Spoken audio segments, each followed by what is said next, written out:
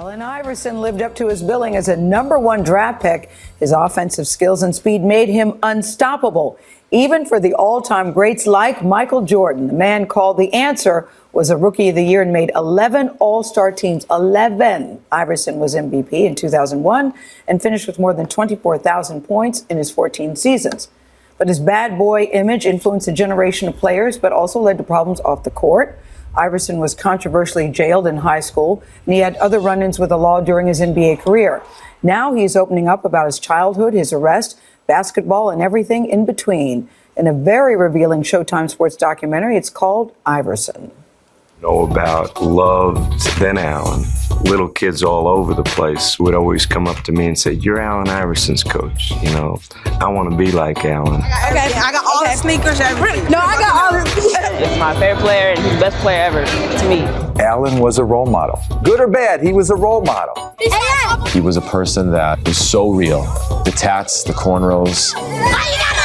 Like this whole thing was just like, this is who I am. And people loved him for that. But it's a gift and a curse. The way Allen carried himself, the way he dressed, some people liked it, some didn't. Yep, Allen Iverson is joining us at the table. He's still got the tats and the cornrows, and you are still Allen Iverson. It's so good to see you, Allen. Nice to see you too. I have to say, when I looked at that documentary, before I looked at the documentary, I had one judgment of you, and then after I looked at the documentary, I had another one. Right. I love that it starts with the song, "I'm just a soul who's trying to be good. Lord, please don't let me be misunderstood." Right. That sort of sums up your life, doesn't it? You have felt very misunderstood. Definitely. Because people really don't know who I am. I'm judged, obviously, by the idiot box and the newspaper. And, I really wanted to do this because I wanted kids to see that, they can make it regardless. You hit roadblocks in life, but I'm living proof that you can overcome those roadblocks and become what you want to become. But let's talk about your roadblocks, because you were in prison. Yeah. From high school. You were jailed, but you were sentenced to 15 years in prison, charged with maiming some people in a bowling alley. And the videotape shows you leaving the bowling alley before all of that stuff happened, and you were sentenced to 15 years in prison. Yeah, definitely. I felt like it was unjust. Yeah. But I mean, I felt like I couldn't cry about it. All I prayed for and asked God for was another opportunity at life. You credit Tom Brokaw. Yeah. Tom Brokaw did a lot. Yeah. He did a lot for me. Governor Wilder did a lot for me by giving me the clemency. And I feel like John Thompson saved my life. Yeah. Because he gave me another opportunity when everybody stopped recruiting me. I was recruited by everybody in the country in both sports.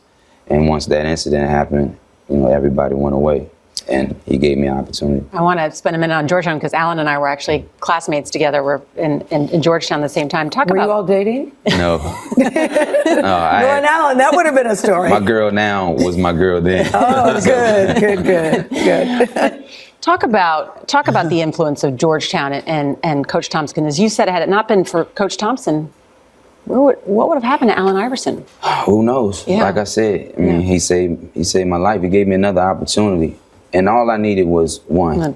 All I needed was one chance. And God sent him to me. What do you want us to know about you?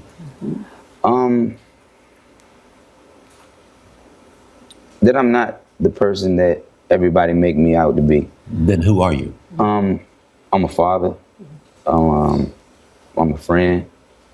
I think I got the biggest heart in the world. A lot of times, that's not a good thing. It's on a sports level, do you know anybody who had more skills than you did at your best? No. I mean, I'm the biggest Michael Jordan fan there is. Yeah. He made me want to play the sport. I always wanted to be like Mike. I'm just like everybody else. Watch this video. You still remember that crossover, right? Yeah, I remember. But look at what LeBron James said about you. Pound for pound, probably the greatest player who ever played. I saw Julius Erving the other day. He said he's a great man. He's a hell of a player. He was talking about you. I'm getting chill bumps running through my body because I have a lot of respect for both of those guys. Larry Brown said you could have been the most popular player in the league. Yeah, I mean, I didn't realize the magnitude of who I was at that time because I was in the moment, and I had to fall down a lot of times to be able to get back up, and you know, I just didn't realize it. I guess at times I might have been too young, might have been too naive at times, and didn't understand who I really was to a whole culture. Can I ask you about, because that, you know, I think your basketball skills are unmatched and well recognized, but a lot of controversy has been on your tats and your jewelry, and also that, you know, you made $150 million and that now you're struggling financially. Is that true? That's a myth. It's a myth. That's a rumor. I mean, Which part?